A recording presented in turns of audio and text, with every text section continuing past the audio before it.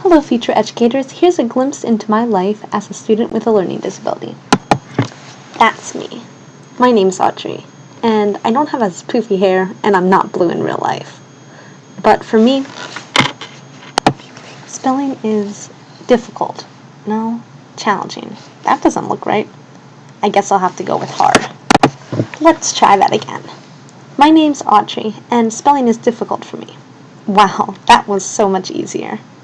Like many kids with a learning disability, some aspects of school can be really hard, and it may seem like I don't know much. For me, I have to use simple vocabulary when I can't spell something correctly. It would be so much easier if I could just speak what I wanted to say. Before I get into too many details about myself, I'll give you a quick refresher course on specific learning disabilities. The first thing to look at is IDEA, which is the Individuals with Disabilities Education Act. And wow, they give a really long federal definition about what an individual has to have to be diagnosed with a learning disability. But to sum it up, the student has to have their education adversely affected by their learning disability, which is a problem in a specific area of education.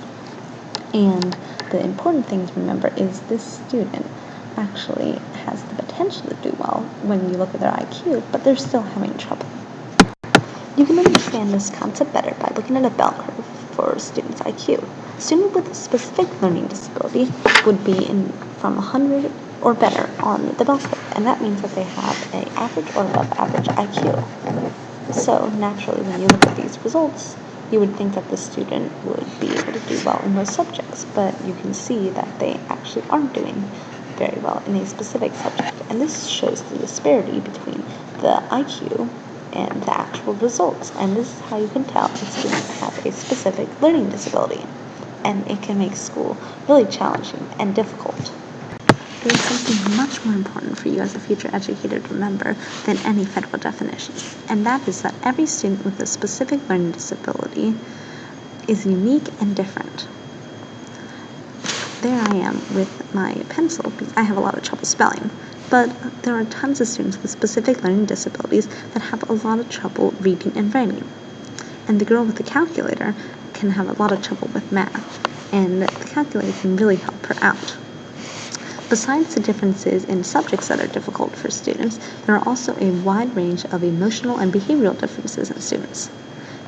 For me, I'm kind of out of the norm. I love school and I love to learn and really just enjoy that whole environment. And I also always tried to self-advocate for myself so I could get the resources that I federally deserved from my teachers. Other students are not that way. Some students don't like school and have a lot of behavioral issues because they can't make friends.